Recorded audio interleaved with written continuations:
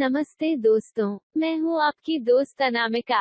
NCERT Vidyashala channel की ओर से मैं आप लोगों का हार्दिक स्वागत करती हूँ। आज की वीडियो में हम प्रश्नावली 3.2 को हल करने जा रहे हैं। यदि आपने इस चैनल को सब्सक्राइब नहीं किया है तो प्लीज चैनल को सब्सक्राइब कीजिए। तो चलिए शुरू करें। प्रश्न 1, गणित की एक परीक्षा में 15 विद्यार्थियों द्वारा 25 में से प्राप्त किए गए अंक निम्नलिखित हैं: 19, 25, 23, 20, 9, 20, 15, 10, 5, 16, 25, 20, 24, 12, 20 आंकड़ों के बहुलक और माध्यक ज्ञात कीजिए। क्या यह समान है? सर्वप्रथम हमें इन आंकड़ों को आरोही या अवरोही क्रम यानी छोटे से बड़े या बड़े से छोटे क्रम में रखेंगे और कोई संख्या जितनी बार होगी उसे उतनी ही बार लिखेंगे।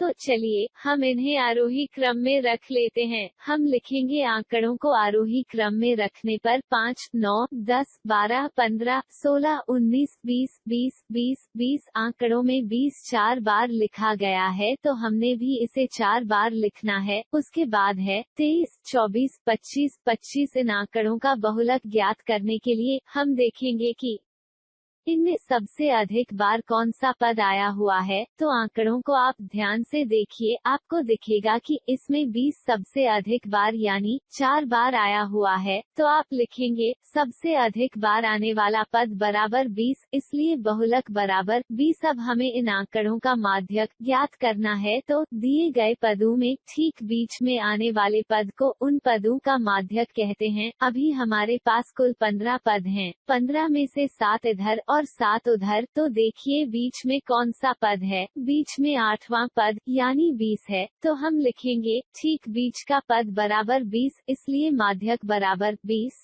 दोस्तों, बहुलक और माध्यक दोनों का मान 20 आ रहा है। प्रश्न के दूसरे भाग में आपसे पूछा गया है, क्या ये समान है? तो हम उत्तर लिखेंगे हाँ, ये समान है। प्रश्न 2, एक क्रिकेट मैच में खिलाड़ियों द्वारा बनाए गए रन इस प्रकार हैं: 6, 15, 120, 50, 180, 10, 15, 8, 10, 15। इन आंकड़ों के माध्यक, बहुलक और माध्यक ज्ञात कीजिए। क्या यह तीनों समान हैं?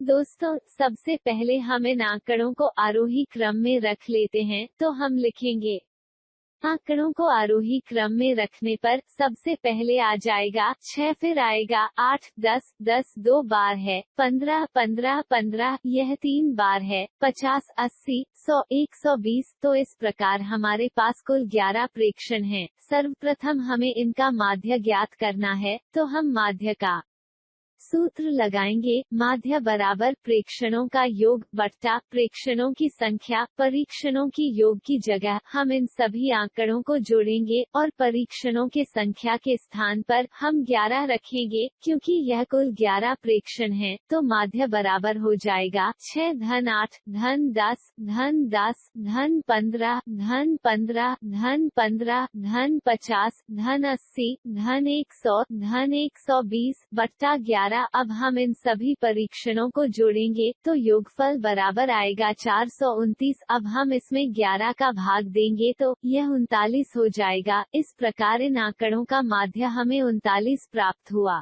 माध्य के बाद हमें अब इन आंकड़ों का बहुलक ज्ञात करना है। तो बहुलक बराबर होता है सबसे अधिक बार आने वाला पद। तो इन आंकड़ों में देखिए सबसे अधिक बार कौन सा पद आया है। सबसे अधिक बार 15 है, जो कि 3 बार है, इसलिए बहुलक बराबर हो जाएगा 15। अब हमें इन आंकड़ों का माध्यक ज्ञात करना है। दोस्तों, माध्यक आप जानते हैं, आंकड़ों को आरोही या अवरोही क्रम में रखने के बाद ठीक बीच के पद या आंकड़े को ही माध्यक कहते हैं। अब इन 11 आंकड़ों में ठीक बीच का आंकड़ा कौन सा होगा, इसके लिए आप 11 में 1 जोड़िए, आपको मिलेगा 12। अब 12 का आधा कर लें, बताइए कितना आया? आपने ठीक सोचा है, 6 ही आएगा। तो छठा पद माध्यक होगा। अब आरोही क्रम में रखे पदों में छठा पद हमारे पास है 15। तो माध्यक बराबर हो जाएगा 15। प्रश्न के दूसरे भाग में हमसे पूछा गया है कि क्या यह समान है। तो दोस्तों, हमारा माध्य आया है 39। बहुलक और माध्य आए हैं 15, तो यह तीनों समान नहीं है, केवल बहुलक और माध्यक ही समान है, तो हम प्रश्न का उत्तर लिखेंगे, नहीं यह तीनों समान नहीं है। प्रश्न 3, एक कक्षा के 15 विद्यार्थियों के भार किलोग्राम में निम्नलिखित हैं: 38, 42, 35, 35, 45, 50, 32, 43, 43, 40, 36, 38, 43, 38, 47। पहला प्रश्न आपसे पूछा गया है, इन आंकड़ों के बहुलक और माध्यक ज्ञात कीजिए। दूसरा आपसे पूछा गया है, क्या इनके एक से अधिक बहुलक हैं? सबसे पहले हम इन आंकड़ों को आरोही क्रम में लिख लेते हैं। आंकड़ों का आरोही क्रम होगा 32, 35, 36, 37, 38, 38, यह 3 बार है। 40, 42, 43 भी 3 बार है। 45, 47, 50। सर्वप्रथम हमें इनका बहुलक ज्ञात करना है, तो जैसा कि आप जानते हैं, बहुलक बराबर होता है सबसे अधिक बारंबारता वाला पद। सबसे अधिक बार आने वाला कौन सा पद है, हमें उसे देखना है। तो इन आंकड़ों में सबसे अधिक बार 2 पद हैं। देखिए, यहाँ पर 38 3 बार आया हुआ है और 43 भी 3 बार आया हुआ है। तो इन आंकड़ों का बहुलक 38 भी होगा और 43 भी होगा। तो इसका उत्तर हम लिखेंगे, सबसे अधिक बार आने वाले पद बराबर 38 और 43।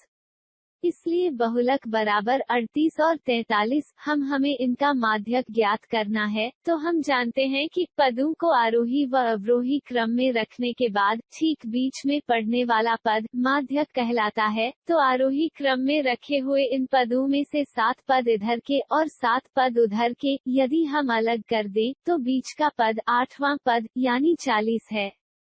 तो हम लिखेंगे बीच का पद बराबर 40, इसलिए माध्यक बराबर 40।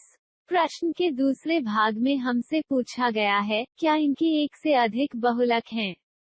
तो आप देख रहे हैं कि इन आंकड़ों के 2 बहुलक हैं, पहला 38 है और दूसरा 43 है। तो इस प्रश्न का उत्तर हम लिखेंगे हाँ। प्रश्न 4, निम्नलिखित आंकड़ों के बहुलक और माध्यक ज्ञात कीजिए।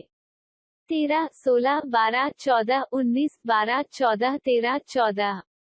तो सबसे पहले हम इन आंकड़ों को आरोही क्रम में लिख लेते हैं। आंकड़ों का आरोही क्रम बराबर 12 2 बार है, 13 भी 2 बार है, 14 3 बार है, फिर 16 और 19 होंगे। सबसे अधिक बारंबारता वाला पद यानी सबसे अधिक बार कौन सा पद आया है? सबसे अधिक बार 14 है, जो कि 3 बार है। तो बहुलक बराबर होता है सबसे अधिक बारंबारता वाला पद। तो बहुलक बराबर हो जाएगा 14। उसके बाद हमें माध्यक ज्ञात करना है। हमारे पास कुल 9 पद हैं। माध्यक बराबर होता है आंकड़ों को आरोही या अवरोही क्रम में रखने के बाद ठीक बीच में पड़ने वाला पद। दोस्तों, हमारे पास कुल 9 पद हैं। 4 पद इधर के अलग और 4 इधर के पद अलग यदि हम कर दें तो ठीक बीच का पद 5वां पद होगा, जो कि 14 है। इसलिए माध्यक बराबर 14। प्रश्न 5, बताइए कि निम्नलिखित कथन सत्य है अथवा असत्य। पहला भाग है, बहुलक आंकड़ों में से सदैव एक संख्या होता है।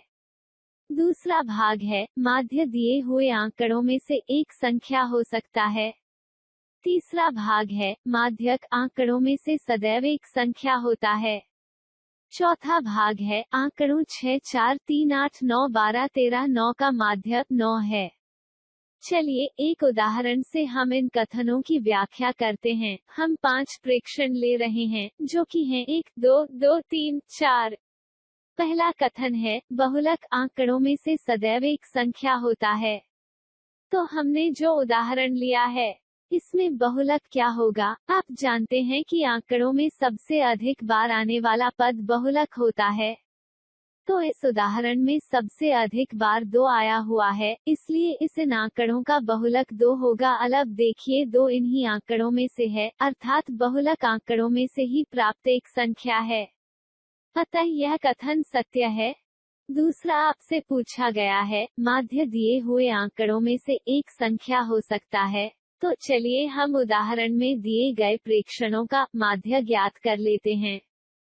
तो दोस्तों माध्य बराबर होता है प्रेक्षणों का योग बट्टा प्रेक्षणों की संख्या। तो परीक्षणों का योग आप करेंगे तो 1 धन 2 धन 2 धन 3 धन 4 बटा 5। अब हम इन्हें जोड़ेंगे तो यह आएगा 12। 12 में 5 का भाग देंगे तो यह 2.4 प्राप्त होगा। अब देखिए क्या 2.4 दिए गए आंकड़ों में है। स्पष्ट है कि 2.4 दिए गए आंकड़ों में नहीं है, अतः यह कथन असत्य होगा। तीसरा कथन है, माध्यक आंकड़ों में से सदैव एक संख्या होता है। तो चलिए इन आंकड़ों का माध्यक ज्ञात कर लेते हैं। हम जानते हैं कि दिए गए आंकड़ों को आरोही या अवरोही क्रम में रखने के बाद ठीक बीच का आंकड़ा माध्यक कहलाता है। तो अभी इन आंकड़ों में ठीक बीच का पद देखिए, इसमें कुल 5 पद हैं। तो बीच का पद तीसरा पद यानी 2 होगा, अर्थात इन आंकड़ों का माध्यक 2 होगा, जो कि आंकड़ों में से ही प्राप्त हुआ है। अतः यह कथन सत्य है। चौथा कथन है, आंकड़ों 6 4 3 8 9 12 13 9 का माध्य 9 है। यह तो हमें माध्य ज्ञात करने के बाद ही पता चलेगा कि इनका माध्य क्या है। तो इनका माध्य होगा 6 धन 4 धन 3 धन 8 धन 9 धन 12 धन 13 धन 9 बटा कुल पद हमारे पास 8 है, तो बटा 8 होगा। अब हम इन्हें जोड़ेंगे तो योगफल 64 आएगा। 64 में 8 का भाग देंगे तो 8 प्राप्त होगा। तो हमें माध्य बराबर प्राप्त हुआ 8, जबकि कथन में इन आंकड़ों का माध्य 9 है। अतः यह कथन असत्य